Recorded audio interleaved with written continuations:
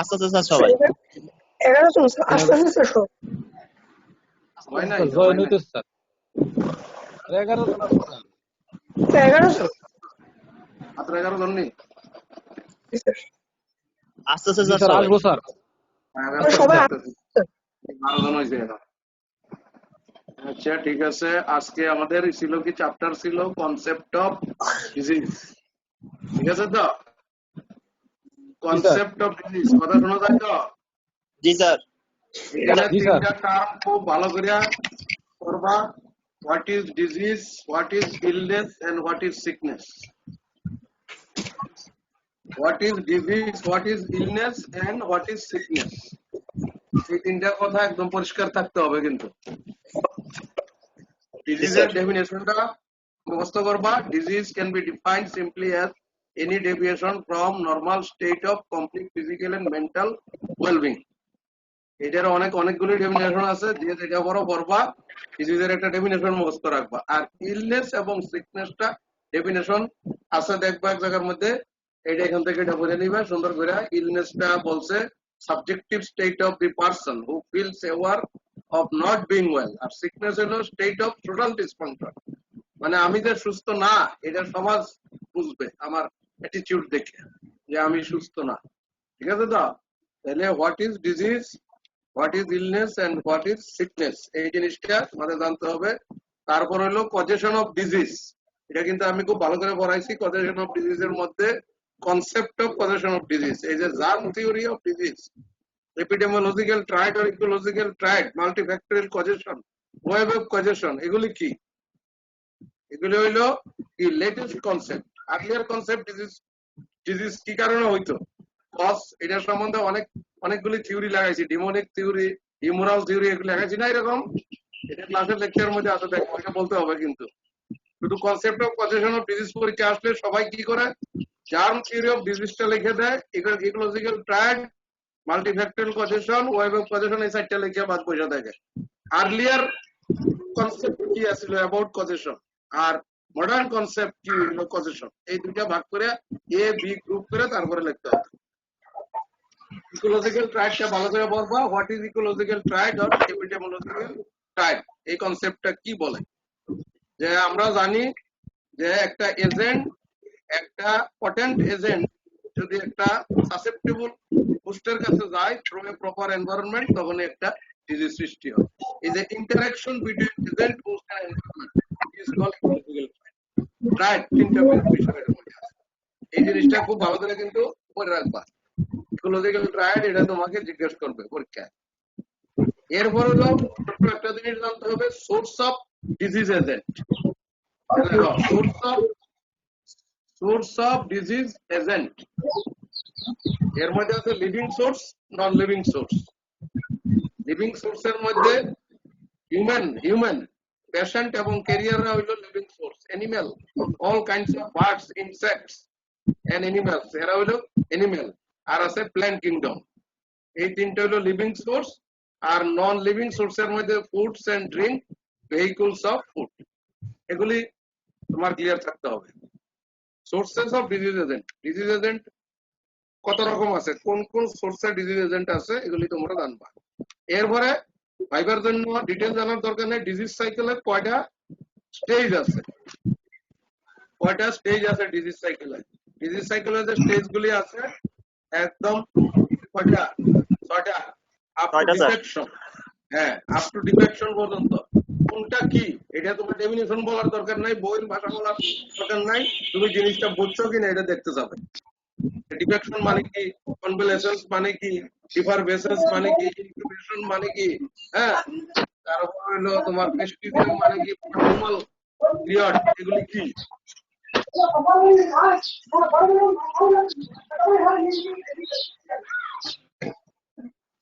এবার হলো তোমার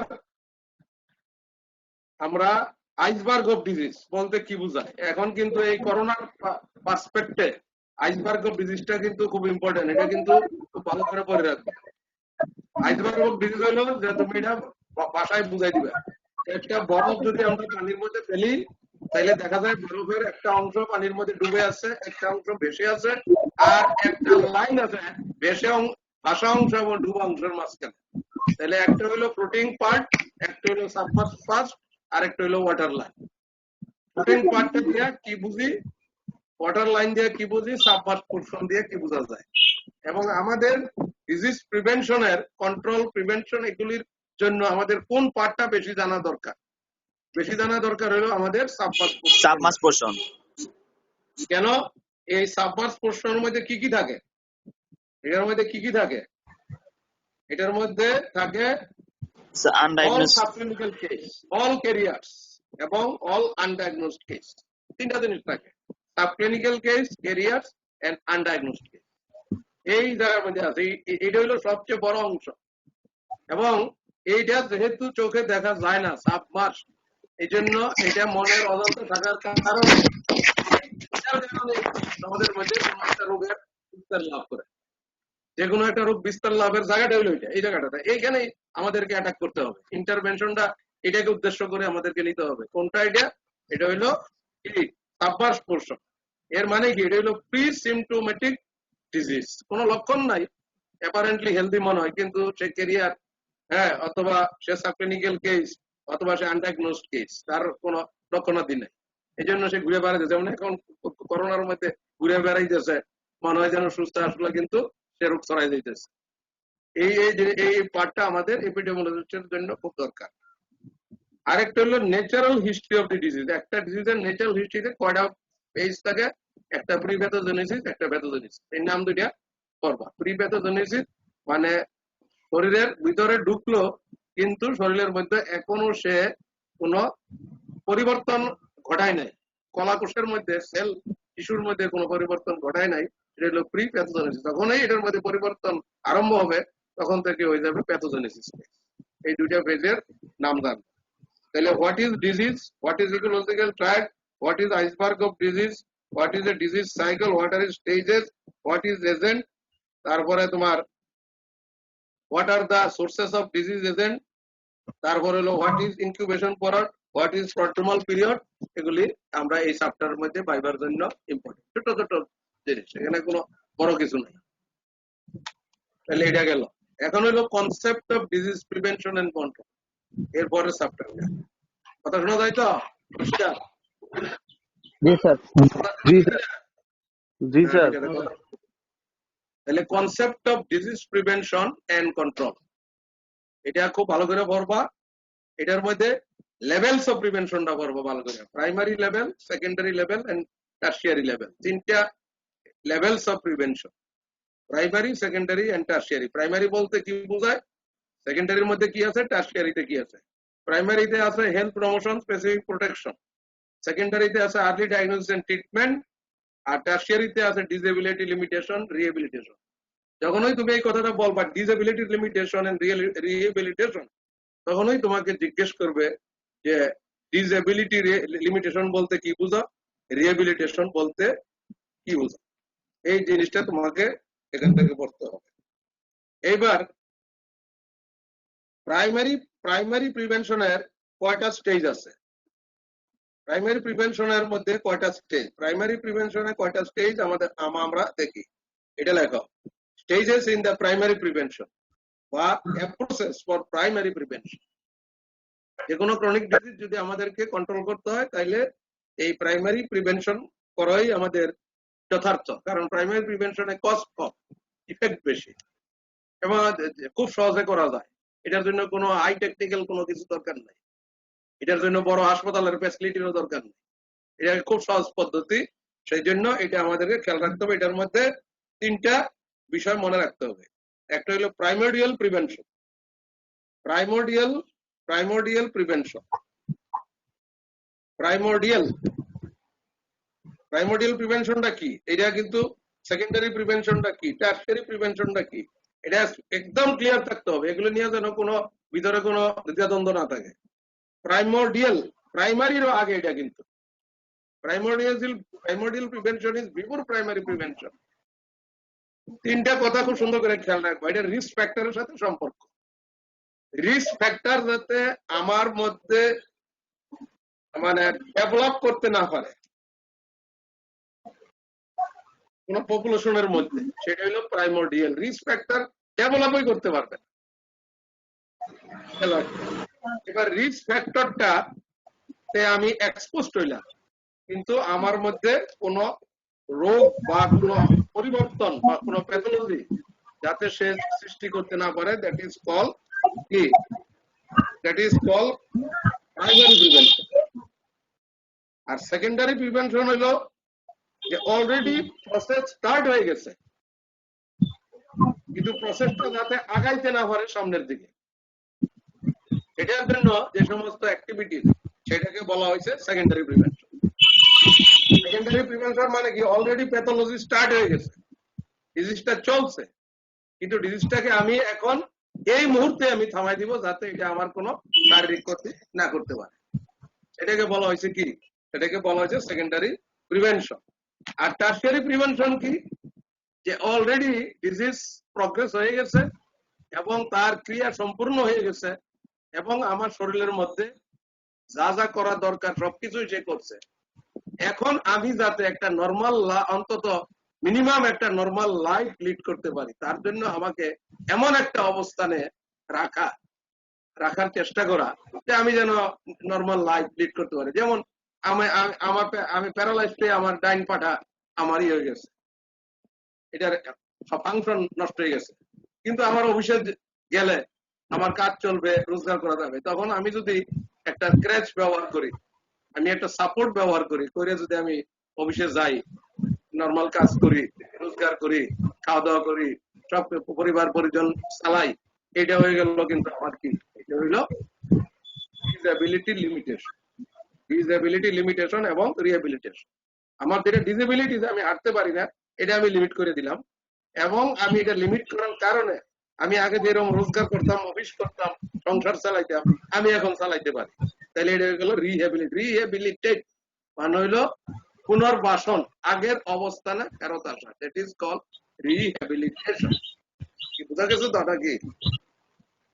এই জিনিসগুলো কিন্তু খুব ক্লিয়ার থাকতে হবে। এখন তোমাকে এইখানে জিজ্ঞাসা করবে যে রিহ্যাবিলিটেশনের কয়েকটা এক্সাম্পল দাও, examples of common examples of rehabilitation, এটা লেখো। যখনই তোমার রিহ্যাবিলিটেশন ধরবে, what is rehabilitation, what are the different types of rehabilitation, give 3 examples of rehabilitation. Rehabilitation কি, এটা আমরা বই থেকে পড়বো, রিহ্যাবিলিটেশন কি আছে বই থেকে পড়ে নিবা, এটা টাইপটা পড়বা, medical rehabilitation, social rehabilitation, psychological rehabilitation. 3 ধরনের রিহ্যাবিলিটেশন আছে। এক্সাম্পলের মধ্যে কয়েকটা গুড এক্সাম্পল হইলো, যেমন অন্ধদের জন্য school, school for the blind, এই যে অক্ষর বাইর করছে সুন্দর ব্লক করে, এটা ধরে ধরে সে সবকিছু বুঝতে পারে এবং তারপরে সে আবার লিখতেও পারে, তাহলে এটাকে বলা হয়েছে, এটা একটা এক্সাম্পল। যারা মনে করো হাঁটতে পারে না, তাদের জন্য প্রভিশন, আমি ক্রেজ লাগাই দিলাম, তাদেরকে একটা ক্রেজ দিয়ে দিলাম, তাহলে এটা একটা এক্সাম্পল। তারপরে মনে করো ওই যে লেপ্রোসি হইলে পরে পা নষ্ট হয়ে যায়, আঙ্গুল নষ্ট হয়ে যায়, এগুলি কি করে মিউটিলেটেড হয়ে যায়, সেই ক্ষেত্রে আমরা কি করি, মিউটিলেটেড পার্টটা কাটটা পায়ের মধ্যে আমরা একটা কি এক্সট্রা লিম লাগাই দিই, এক্সট্রা লিম লাগাই দিলে সে কিন্তু দিব্যি আগের মতো হাঁটতে পারে। এটা বলা হচ্ছে reconstructive surgery in leprosy, reconstructive surgery in leprosy. তারপরে মনে করো মাসলের পাওয়ার নষ্ট হয়ে গেছে, এখন আমি এক্সারসাইজ করে আস্তে আস্তে আস্তে আস্তে মাসলের পাওয়ারটা আমি বাড়াই নিলাম, re-education and graded exercise in neurological disorders like polio. তারপরে হলো মনে করো একটা প্রফেশন, এটা আমি এখন করতে পারি না, আমাকে যদি এই প্রফেশনটা বাদ দিয়ে আরেকটা এমন প্রফেশনে দেয় যেটা আমি করতে পারি, তাইলে সেটা চেঞ্জেস অফ প্রফেশন, এটাও বলা হয়েছে একটা রিহ্যাবিলিটেশনের এক্সাম্পল। তাইলে এরকম 2-3টা এক্সাম্পল মনে রাখলো, এটা খুব সহজ জিনিস, তো এটা তো মনে রাখার কোনো ই নাই।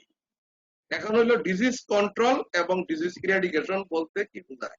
Disease control, disease elimination and disease eradication, 3টা টার্ম খুবই গুরুত্বপূর্ণ এবং ক্লিয়ার থাকতে হবে।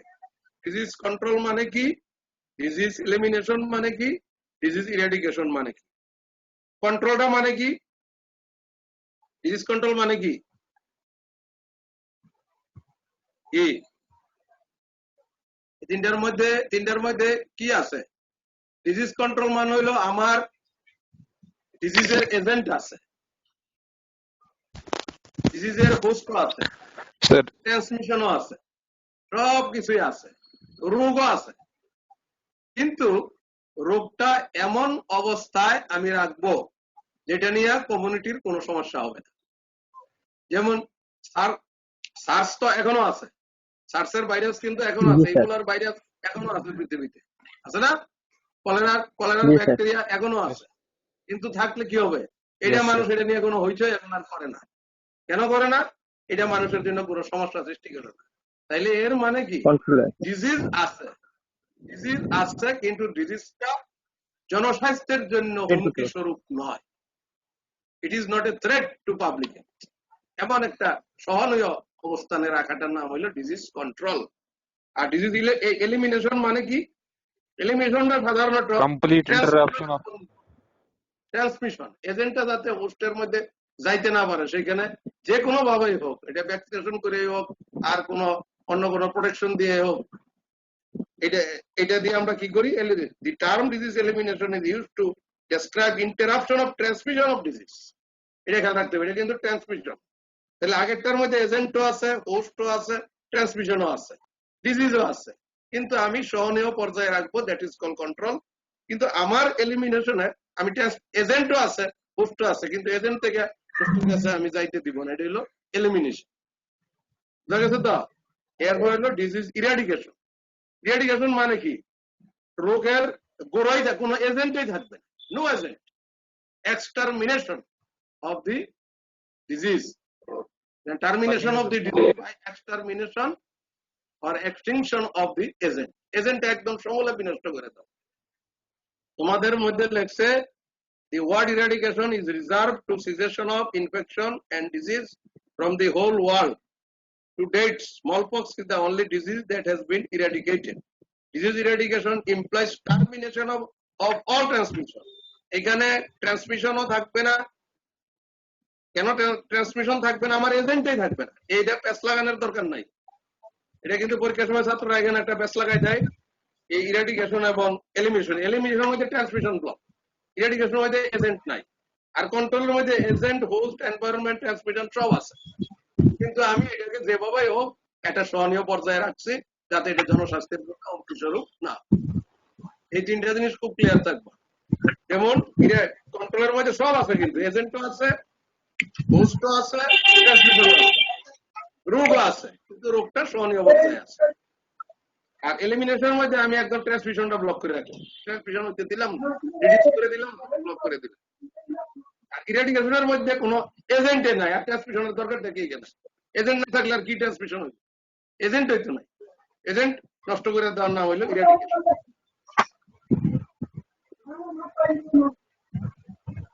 তারপরে এদিনকে আমি লাগাই দিলাম প্রিভেনশন ইজ বেটার দেন কিউর। এটা যুক্তি দিয়ে বুঝাই দাও, প্রিভেনশন ইজ বেটার দেন কিউর, এটা যুক্তি দিয়ে বুঝাই দাও। এটা বলতে পারে যে প্রিভেনশন ইজ বেটার দেন কিউর, এটা তুমি বুঝাও কি জন্য। এবার হলো পরের প্রশ্ন লেখো, কমিউনিটি ডায়াগনোসিস, কমিউনিটি ট্রিটমেন্ট। আরেকবার এত ডিটেইল কিছু জানার দরকার নেই। What is community diagnosis and what is community treatment. Community diagnosis মানে হলো কমিউনিটির সমস্যা চিহ্নিত করা, আর কমিউনিটি ট্রিটমেন্ট হলো ওই সমস্যা দূর করার জন্য ইন্টারভেনশন করা, that is call community treatment.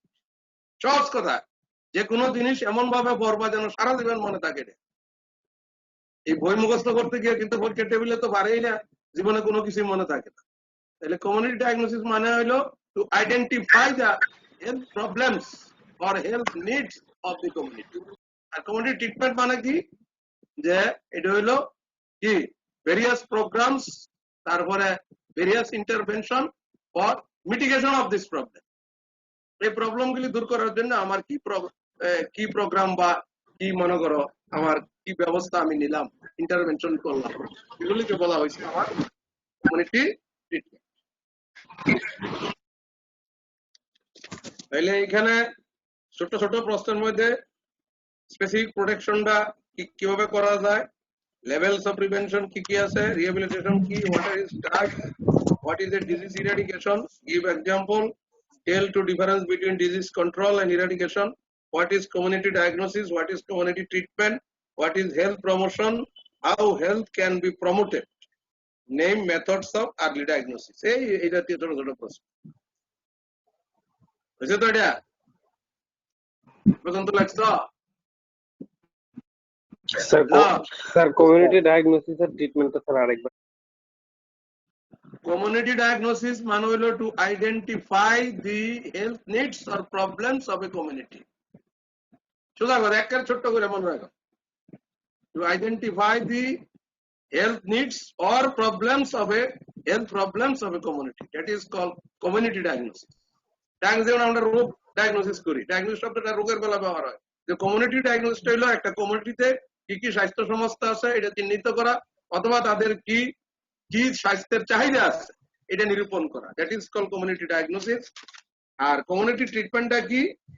যে interventions taken to mitigate the health problems or to solve the health problems of the people community.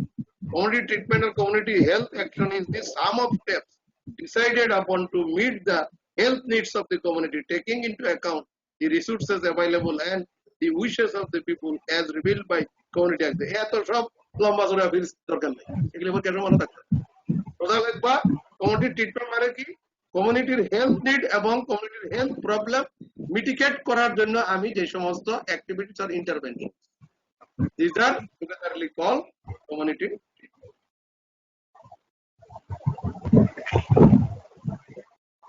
এটা তো একটু পর্যন্ত হইছে তো নাকি? জি স্যার। আচ্ছা, এবার এর পরেরটা যেটা স্ক্রিনিং ফর ডিজিজ, এর পরের চ্যাপ্টার হলো স্ক্রিনিং ফর ডিজিজ। এটার মধ্যে তোমার ডেফিনেশন অফ স্ক্রিনিং, স্ক্রিনিং কাকে বলে এবং টাইপস অফ স্ক্রিনিং লেখো, definition and types of screening. আরেকটা হলো ইউজ অফ স্ক্রিনিং।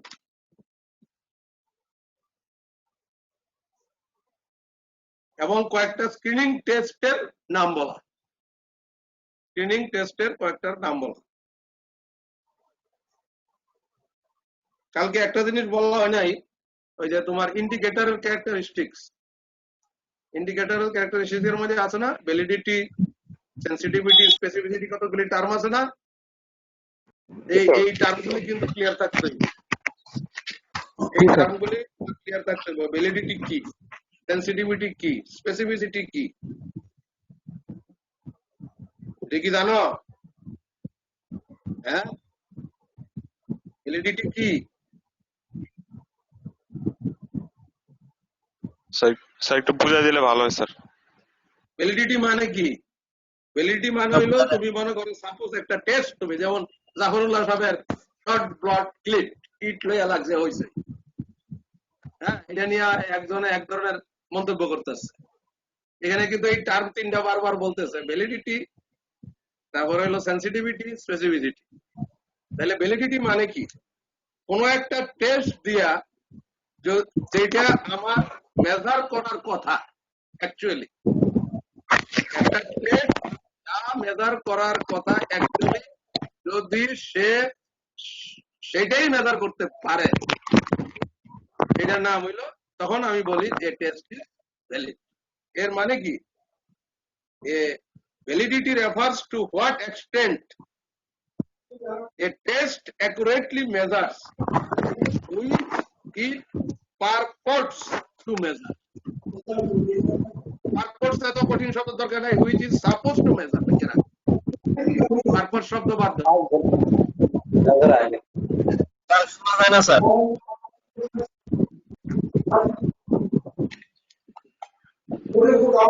স্যার এই কঠিন শব্দ মনে থাকবে না, বানান 14 বার ভুল হয়ে যেতে পারে বানান। স্যার যারা মাইক অন করে রাখছে তাদেরকে আমি অফ করতে বললে ভালো হয়। আশা করি সন্তুর মাইক অন আছে, অফ করতে বলেন স্যার। হ্যাঁ,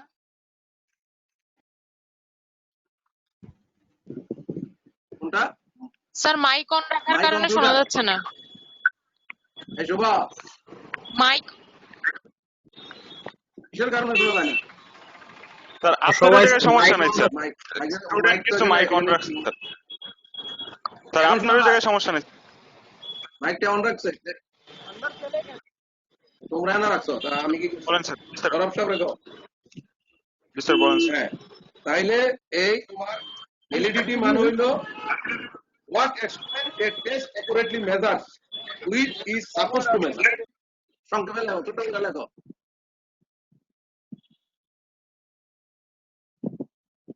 what extent a test accurately measures which is supposed to measure বাস একটা লাইন লিখে রাখো এটার নাম হলো ভ্যালিডিটি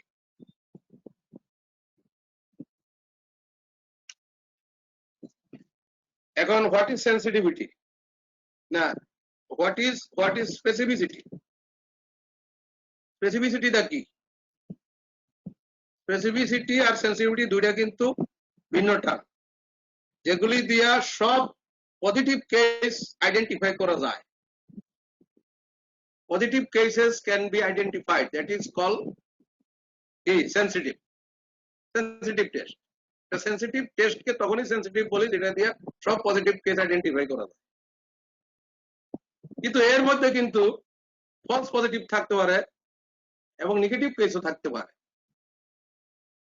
ফলস পজিটিভ এবং ফলস নেগেটিভ দুটোই এখানে থেকে যেতে পারে নেগেটিভ এবং ফলস পজিটিভ দুটোই কিন্তু এর মধ্যে থেকে যেতে পারে পজিটিভ ঠিকই পজিটিভ পাইলাম কিন্তু এর মধ্যে কিন্তু ফলস পজিটিভও থাকতে পারে আবার নেগেটিভ কেসও পজিটিভ শো করতে পারে যেটা এই র্যাপিড টেস্ট নিয়ে এখন যেটা নিয়ে হইতেছে র্যাপিড টেস্ট করলে হবে না আমাদের পরে করতে হবে এখন না কারণ এটার মধ্যে ফলস পজিটিভ হওয়ার সম্ভাবনা আছে আবার এই নেগেটিভ গুলিও ফলস নেগেটিভ হওয়ার সম্ভাবনা আছে তাইলে সেন্সিটিভ মানলে ability to test to identify correctly all those who have the disease that is true positive এটা লিখে রাখো ability of a test to identify all true positive এটার নাম হইলো sensitivity সংক্ষেপে লেখো ability of a test to identify all true positives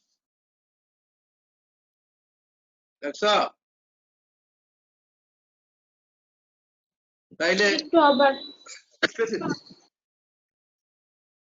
ability of a test to identify all true positives R ability of a test to identify all true negative এটা হলো specificity ঠিক উল্টাটা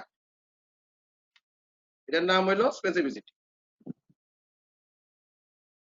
একেবারে সহজ করে দিলাম কিন্তু ভ্যালিডিটি মান হইলো যে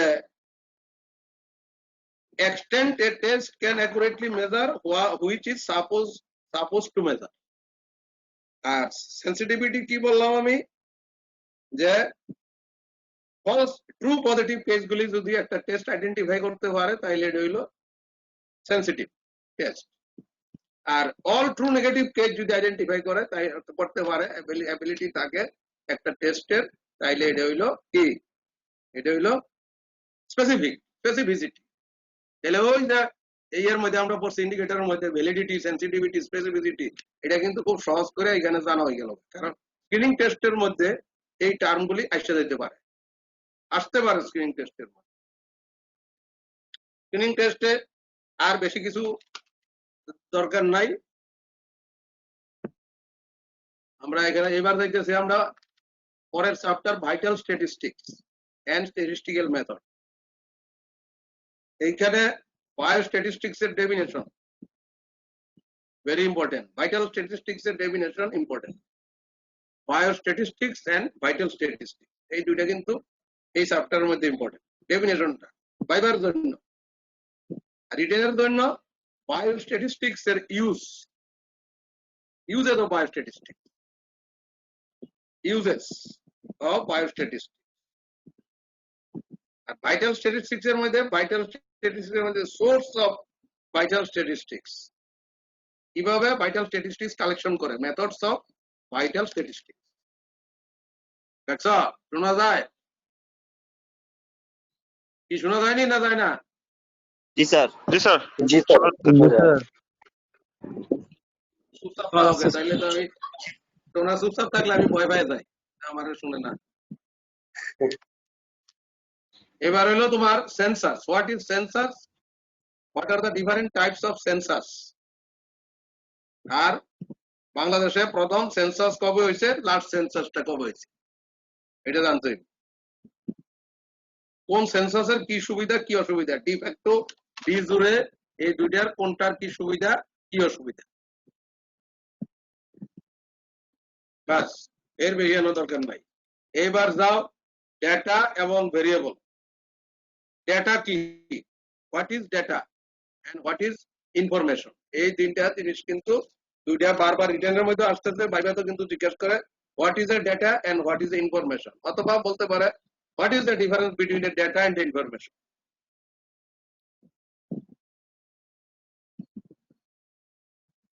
ডেটার মান হইল discrete observation or attributes or events that carry little meaning when considered alone.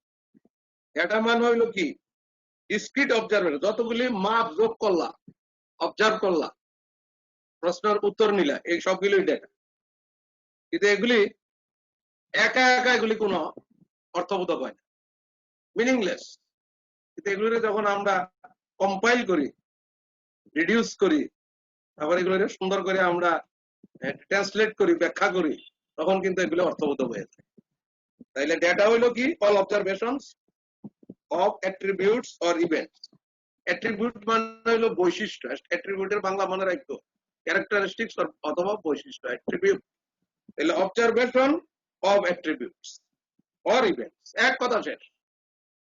Observation of attributes or events, কোন ঘটনা অথবা বা কোন বৈশিষ্ট্যের যদি আমরা মাপজোক করি, অবজার্ভ করি, অবজারভেশন করি, তাহলে সেই অবজারভেশন প্রত্যেকটাই হলো একটা data. Every observation is a data. Multiple observation আছে, 500 ডেটা আমার কালেকশন আছে। এখন এই ডেটাগুলোরে আমি যে কম্পাইল করি এগুলোরে সুন্দর করে কি করি, রিপ্রেজেন্ট করি, তারপরে এগুলির থেকে যদি কোনো ইনফারেন্স ড্র করি, তখন এটা কিন্তু পরিবর্তিত হয়ে গেল ডেটা। তাহলে ইনফরমেশনটা কি, it is the process data, it is the process data. সোজা কথা, ডেটাটারে প্রসেস করলো ইনফরমেশন, এটা যেন আবার কেউ সময় বলতে ভুল না হয়। ডেটা হইলো কি, অবজারভেশন, অল অবজারভেশন, আর ইনফরমেশন হইলো অবজারভেশন গুলাকে যখন আমরা প্রসেস করি ডেটাকে, তখন যা হয় তা হইলো আমার কি, ইনফরমেশন। এটা কি হয়, ইন্ডিকেটরস অথবা ইন্ডেক্স হইতে পারে, ইন্ডিকেটর অর ইন্ডিসেস, এটা যেন ভুল না হয়। তাইলে ডেটাটা হইলো র ফর্ম, ইনফরমেশনটা হইলো finish form. Data is not meaningful, information is always meaningful. We can plan, we cannot plan from data, we cannot form a plan from data, but we can form a plan from information. এই তিন চারটার কথা তো basic মনে রাখা খুব সহজ। এবার নেক্সট হইলো what are the data collection methods, different data collection method, document review, observation, experiment, questionnaire, interview, এগুলো হলো ডিফারেন্ট মেথড। এগুলি তোমরা খুব ভালোই জানো, রিটেনের মধ্যে বহুবার পড়ছো, প্রশ্ন আইছে কয়েকবার, জানো ডেটা কালেকশনের মেথডস। বাস, এবার তো জানবো what is the data, what are the different types of data, what are the methods of data collection, তারপর হলো what is data and what is information, what are the differences between a data and information। বাস হয়ে গেল, ঠিক আছে তো? এই পর্যন্ত হয়েছে তো? রে হয় নাই? এরপরে আমরা যাব ভেরিয়েবলে।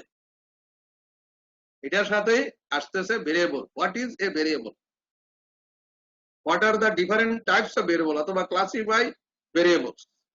ভেরিয়েবলকে যদি ক্লাসিফাই করতে হয় তাহলে বিভিন্ন ভাবে করা যায়, কোয়ালিটেটিভ, কোয়ান্টিটেটিভ। তারপর হলো continuous, discrete, independent, dependent, intervening, এভাবে করা যায়। এ গ্রুপ দিলা তুমি কোয়ালিটেটিভ, কোয়ান্টিটেটিভ, বি গ্রুপ কইলা continuous and discrete, C group কইলা ইন্ডিপেন্ডেন্ট, ডিপেন্ডেন্ট এন্ড ইন্টারভেনিং। বাস হয়ে গেল, ভেরিয়েবল ক্লাসিফিকেশন হয়ে গেল। তারপর হলো তোমার যেটা মেথডস অফ ডেটা প্রেজেন্টেশন। তাহলে ভেরিয়েবল আর ডেটার মধ্যে পার্থক্য কি? ভেরিয়েবল আর ডেটার মধ্যে ভেরিয়েবল আর ডেটার মধ্যে পার্থক্য কি? এখন যদি বলে ভেরিয়েবল আর ডেটার মধ্যে পার্থক্য কি হবে তোমার? ও স্যার এটা আবার কি? ডেটার ভেরিয়েবল আবার কি পার্থক্য? ডেটাটা হইলো কি ইন্ডিভিজুয়াল মেজারমেন্ট, এটা হইলো ডেটা। আর ভেরিয়েবলটা হইলো এই মেজারমেন্টটা যদি time to time, person to person, place to place different value assume করতে পারে। when a characteristic of a person, object or phenomena can take different values from time to time, person to person and place to place, then it becomes a variable. ডেটাটা যদি different value assume করতে পারে, যেমন উচ্চতা, কেউ 1 metre, কেউ 2 metre, কেউ 1.5 metre, হ্যাঁ কেউ আধা মিটার, ডিফারেন্ট ভ্যালু। তারপর মনে করো রং, কালার, এটা একটা বৈশিষ্ট্য, কালারটা কেউ ব্ল্যাক, কেউ হোয়াইট, রোজ, ইয়েলো, গ্রিন, এরকম ডিফারেন্ট ভ্যালু অ্যাজিউম করে যখন ডেটা। এই ক্যারেক্টারিস্টিক কোন একটা বৈশিষ্ট্য যখন ডিফারেন্ট ভ্যালু অ্যাজিউম করে তখন তাকে বলা হয় ভেরিয়েবল। ভেরিয়েবল মানে হইলো চলক, এটা পরিবর্তনশীল। বাংলায় কয়টাকে চলক, ভেরিয়েবল, তাহলে এটা পরিবর্তনশীল, তাই এটা খেয়াল রাখতে হবে কিন্তু আমাদের ভেরিয়েবলটা কি। এবার টাইপস অফ ভেরিয়েবল সব জানলা, এরপর আসবে তোমার what are the different methods of data presentation.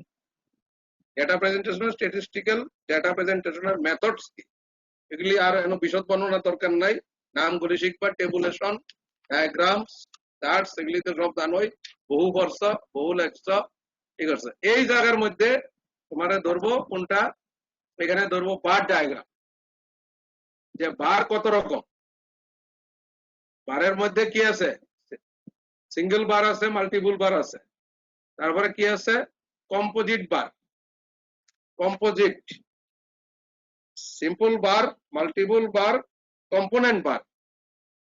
Simple, multiple, component, একটা বার থাকলে এটার কয় সিম্পল, আর যখন কয়েকটা বার একসাথে থাকে তখন এটার কয় মাল্টিপল।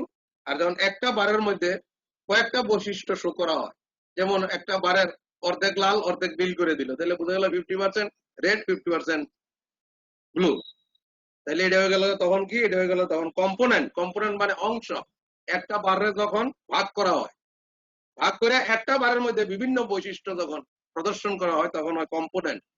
আর একটা বৈশিষ্ট্য যদি একটা বার দিয়ে প্রদর্শন করা হয় তাহলে সিম্পল বার।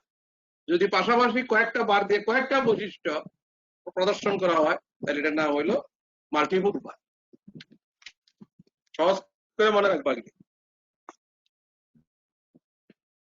তারপরে হিস্টোগ্রামটা কি, লাইন ডায়াগ্রাম বলতে কি বোঝায়, এগুলি কিন্তু ক্লিয়ার ধারণা থাকতে হইব। লাইন ডায়াগ্রাম কি, তারপরে স্পট ম্যাপ কিভাবে, এই যে এখন red zone, yellow zone, green zone করতেছে না এখন, পরে করোনাতে করতেছে এখন, তাহলে এটা কোন ধরনের ম্যাপ, এটা হইলো কোন ধরনের প্রেজেন্টেশন, এইটা হইলো স্ট্যাটিস্টিক্যাল ম্যাপস। ম্যাপিং করতেছে, ঢাকা সিটি কর্পোরেশনের ম্যাপটা আছে, ম্যাপটা এর মধ্যে কোন কোন এলাকা রেড জোন, কোন কোন এলাকা গ্রিন জোন, কোন কোন এলাকা ইয়েলো জোন, এটা এখানে রং দিয়া মার্ক করে দেওয়া হয়েছে। তাহলে একটা ম্যাপ দিয়া যদি কোনো বৈশিষ্ট্য বোঝানো হয় তখন এটাকে বলা হয় spot map, mapping, statistical mapping করে। It is a map of an area with the location of each case of an illness, disease, abnormality or condition identified by a spot or other symbol on the map.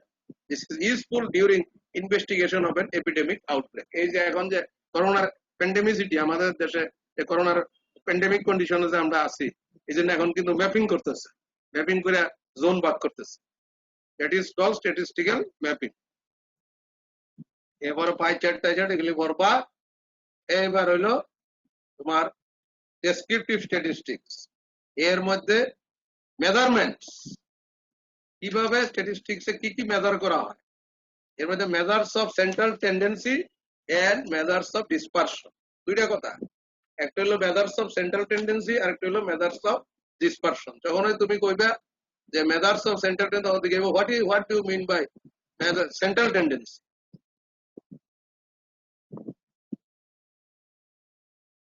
What is central tendency? What is dispersion? Central tendency হইলো middle ভ্যালুর কাছাকাছি থাকা, middle tendency to cluster around a middle value, আর tendency to be away from the middle value is dispersion.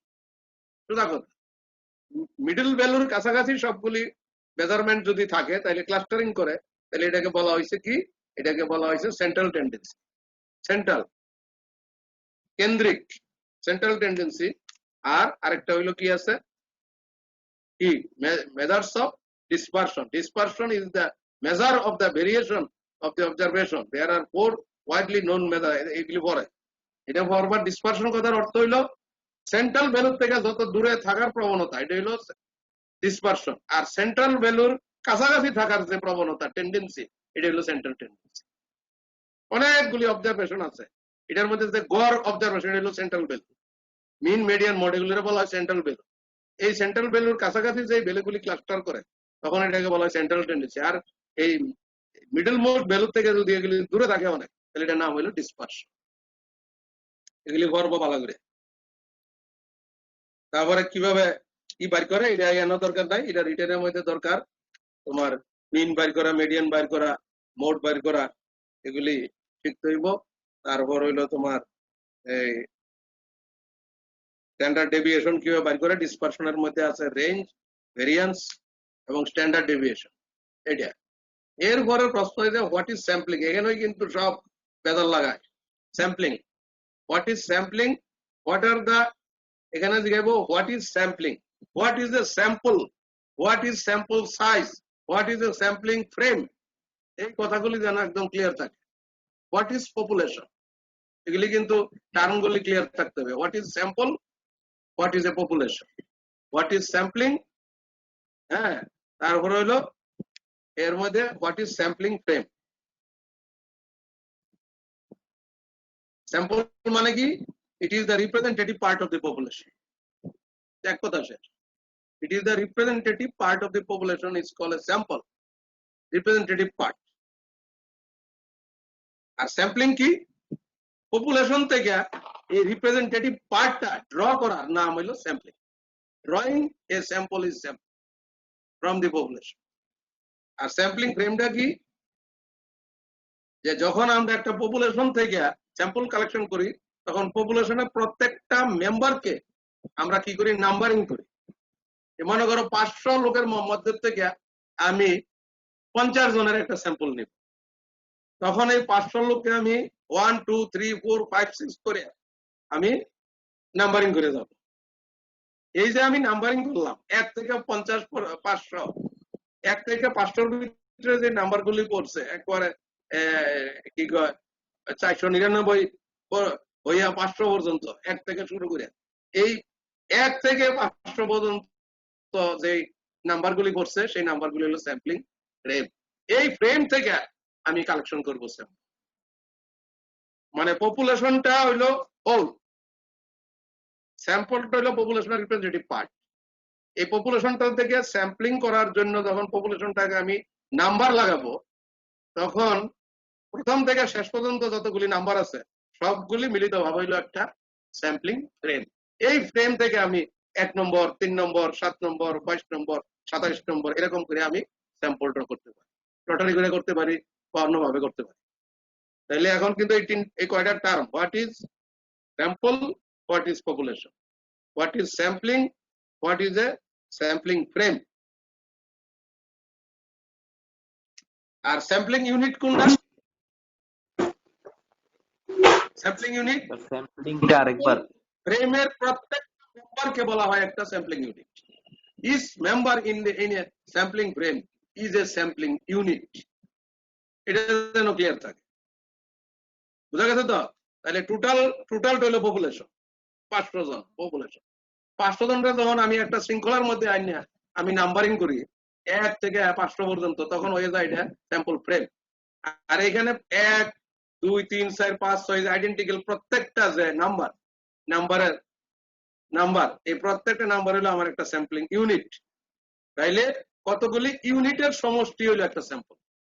আমি sampling frame থেকে আমি কি করব, স্যাম্পলিং ফ্রেমের মধ্যে স্যাম্পলিং ইউনিট আছে, ইউনিট থেকে যে ইউনিট গুলোকে আমি চয়েস করব, একত্রীভূত করব, তখন আমার হবে একটা কি, আমার হবে একটা স্যাম্পল। তাহলে sample is the representative part of the population. এটা যেন একদম ক্লিয়ার থাকে। এখন স্যাম্পলিং মেথড কি কি? Methods of sampling. Methods of sampling এর মধ্যে কয় ধরনের স্যাম্পলিং আছে? মেথডস অফ স্যাম্পলিং এর মধ্যে কি আছে? Non random sampling and random sampling. Non random sampling and random sampling, এটা বইয়ের মধ্যে সুন্দর করে দেওয়া আছে। এটা পড়বা। র্যান্ডম স্যাম্পলিং কারে বলে, নন র্যান্ডম স্যাম্পলিং কারে বলে, র্যান্ডম আর নন র্যান্ডম এর অ্যাডভান্টেজ ডিসঅ্যাডভান্টেজ পড়বা। তারপরে হলো র্যান্ডম স্যাম্পলিং এর মধ্যে আবার আছে simple random sampling, stratified random sampling, তারপর আছে cluster sampling, systematic random, systemic না কিন্তু সিস্টেমেটিক র্যান্ডম স্যাম্পলিং। সব বইয়ের মধ্যে সিস্টেমিক লিখে রাখছে, এটা কিন্তু ভুল যেন না হয়। সিস্টেমেটিক র্যান্ডম স্যাম্পলিং, এগুলি সবগুলি ক্লিয়ার ভাবে একদম বুঝে থাকতে হবে। তাইলে আমরা এখন মোটামুটি এই চ্যাপ্টারের মধ্যে কি কি প্রশ্ন আমরা করছি?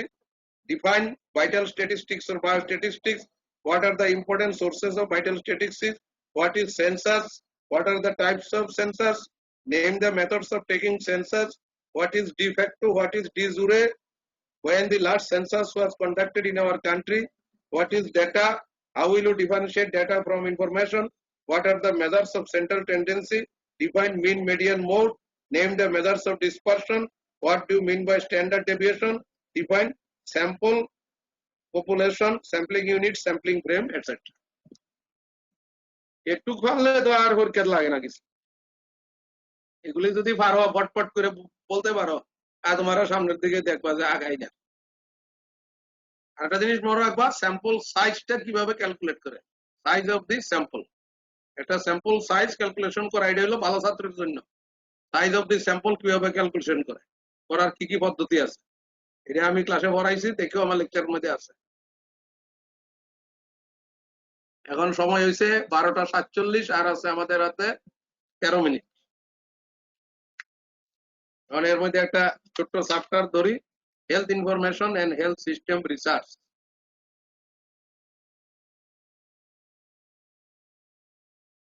এটা দরকার না, এটা পরে, এটা অনেক বড় চ্যাপ্টার, এটা ছোট না, এটা অনেক বড় চ্যাপ্টার, এটা পরে। এখন আমরা পরের যে ইম্পর্টেন্ট চ্যাপ্টার হলো এপিডেমিওলজি, এটার আংশিকটা আমরা স্টার্ট করি।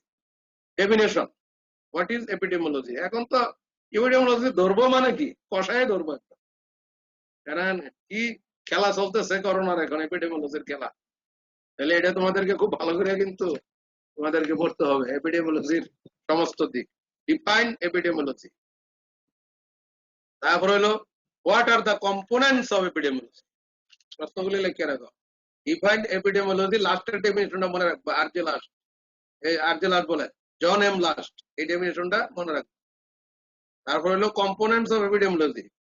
এটা components epidemiology, study of disease frequency, study of distribution of disease and study of determinants of disease. ডেফিনেশনের মধ্যে আছে study of the distribution and determinants of the health related states or event in specific population and the application of the study to the control of health problem. তাইলে এখানে মূল কথা হলো কি, distribution and determinant. Actual distribution of the disease, determinant of disease, and a control measure. Studies of disease frequency, studies of distribution of disease, studies of determinants of disease.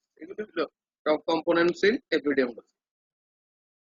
এরপর বা scope or aims of epidemiology.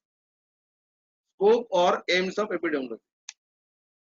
এটা scope কি, কোন কোন বিষয় নিয়ে এটা deal করে। তারপরে পড়বা এপিডেমিওলজি কেন আমাদের জানা দরকার, use of epidemiology or application of epidemiology. এবারে একটা ডিফারেন্স করবা এপিডেমিওলজি আর ক্লিনিক্যাল মেডিসিনের মধ্যে কি পার্থক্য, এই দুই একটা ডিফারেন্স করলে হইলো, বেসিক দুই একটা ডিফারেন্স করে এপিডেমিওলজি এবং ক্লিনিক্যাল মেডিসিনের মধ্যে পার্থক্য।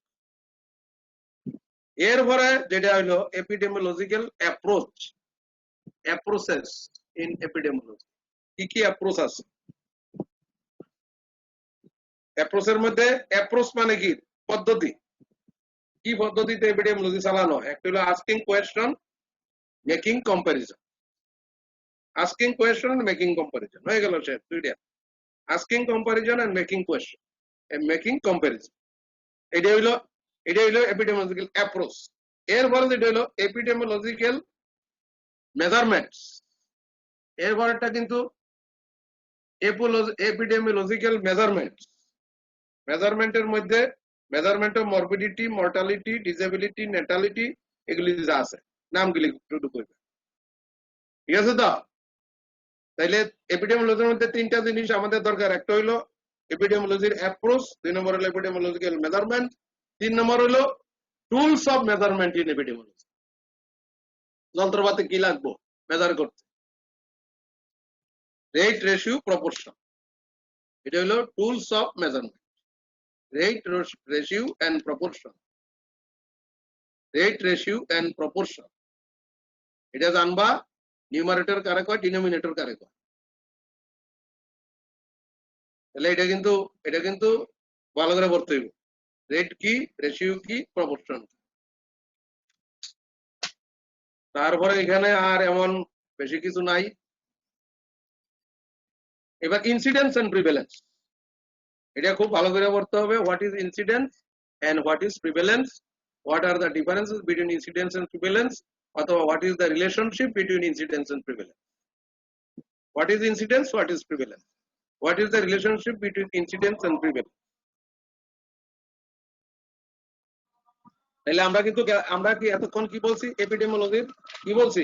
এপিডেমিওলজিক্যাল অ্যাপ্রোচ বলছি, তারপরে হলো এপিডেমিওলজিক্যাল মেজারমেন্ট বলছি, এপিডেমিওলজিক্যাল টুলস বলছি।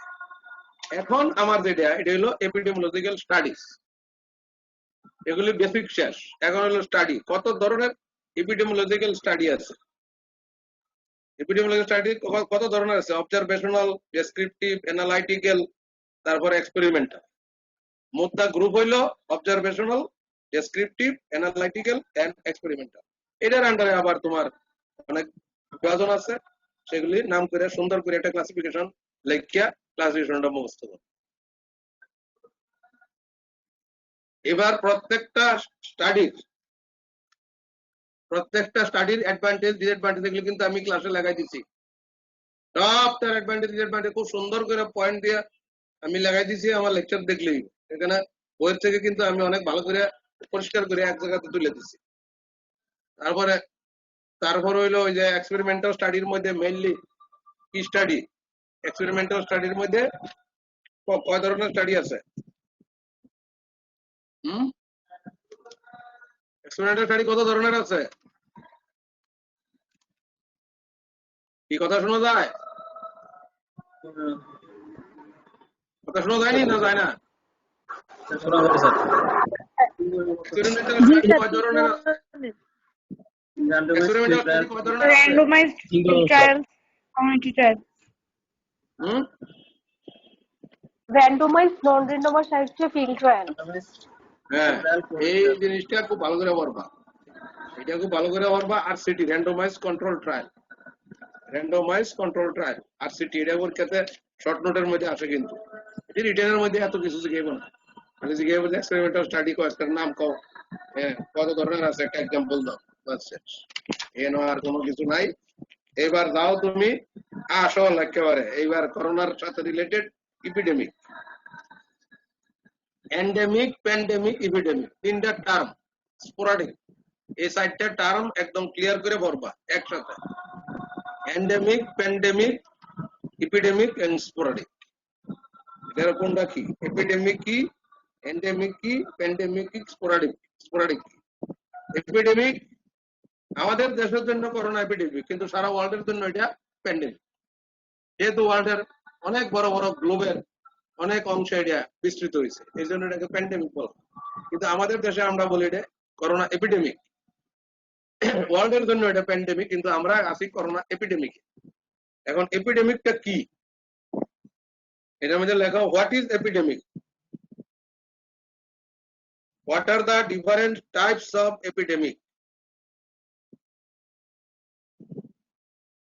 what are the different types of epidemic, how to investigate, what are the steps of investigation of an epidemic, what do you mean by an epidemic curve, আমরা এই যে corona সম্পর্কে দেখো প্রত্যেকদিন পেপারের মধ্যে একটা কার্ড দেয়, আইকা দেয়। বাংলাদেশের কার্ড দেখা যাচ্ছে সেটা খালি উপরের দিকে উঠতেছে, এটা আর ইয়ে হয় না, কি কয়, এটা প্লেট হইতেছে না, এটা গতি উপরের দিকে চলছে। ওয়ার্ল্ডে অনেক জায়গায় এটা প্লেট হয়ে গেছে, ওই ডাউনওয়ার্ড ট্রেন্ড হয়ে গেছে, কিন্তু আমাদের দেশে এটা এখনো ঊর্ধ্বগতি। এপিডেমিক কার্ভটা খুব ভালো করে করতে হবে। এপিডেমিক কার্ভটা কি? A graph of the time distribution of the epidemic cases is called the epidemic curve. এটা হলো graphical distribution, graphical presentation of the time of epidemic, graphical presentation of the time distribution of epidemic cases is called epidemic curve. Epidemic curve এর বৈশিষ্ট্য কি? Epidemic curve may rise, may fall, or no secondary waves. It is common source epidemic. Common source epidemic, propagated epidemic. এগুলি curve কোনটার কিরকম? তারপরে steps of investigation of an epidemic. কি কি steps? একজনে কইলো যে অমুক জায়গার মধ্যে এত মানুষ মারা গেছে অমুক রোগে, আর হুলস্থুলি লাগিয়ে গেল, এটা হইলে চলতো না। ওইখানে গিয়ে এটা আগে আমার অ্যাকচুয়ালি এটা এইরকম ঘটনা ঘটছে কিনা এটা আমার আগে দেখতে হইব। এখানে আগে গিয়ে আমার প্রথমে যেটা দেখতে হইব যে আমার ডায়াগনোসিসটা ভেরিফাই করতে হইব, আসলে ঘটনা এরকম ঘটছে কি। তারপরে আমি কি করব, যে আসলে এত লোক আক্রান্ত হয়েছে কিনা। এপিডেমিক